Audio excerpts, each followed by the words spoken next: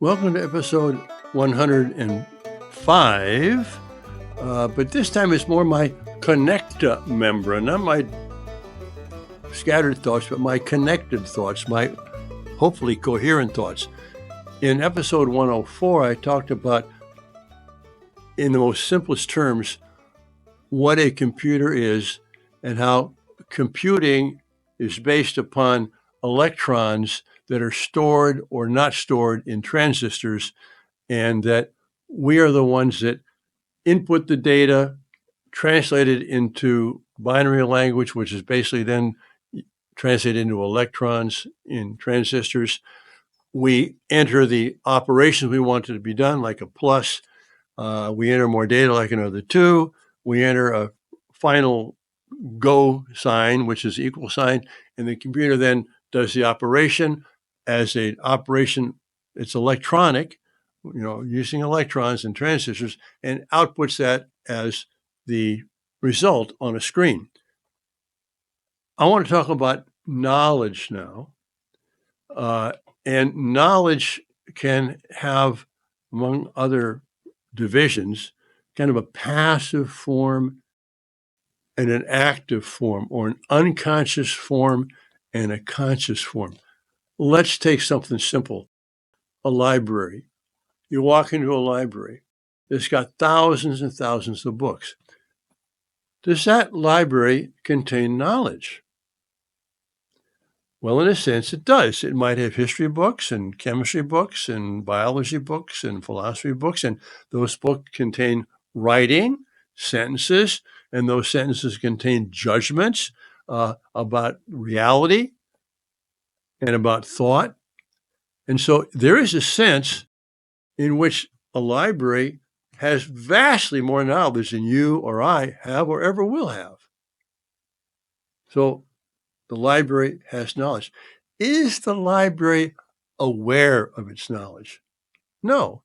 What is that knowledge in the library? For the most part, it's paper, which is a great invention that we made years ago, and that really changed civilization. That's got ink on it, impressed upon it in some way, in characters that we have conventionally made to represent the way we express our thoughts. Like right now, I'm speaking in words, right? Those are sounds.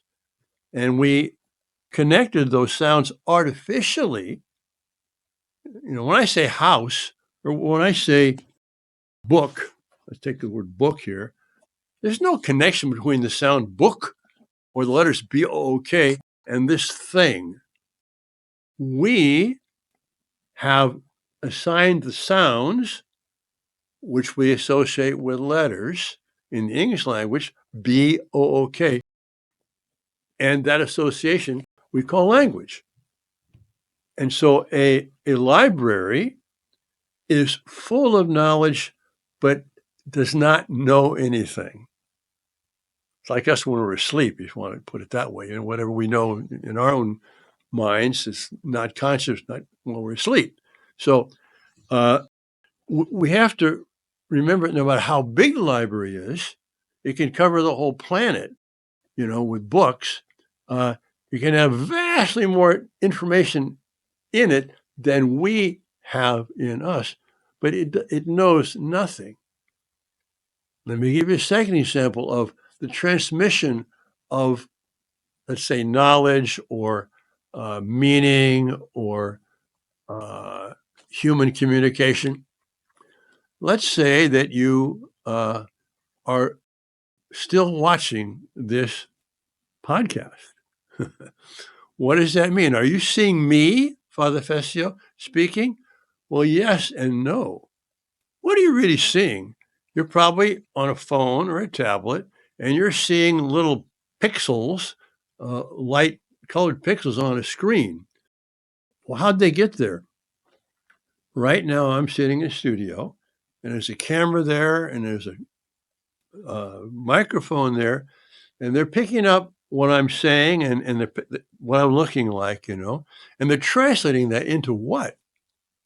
Just like a computer, ultimately, everything I'm seeing, everything you see is being translated into zeros and ones.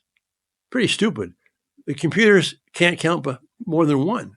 That's how far they can count. 1, 0, 1, 0, 1.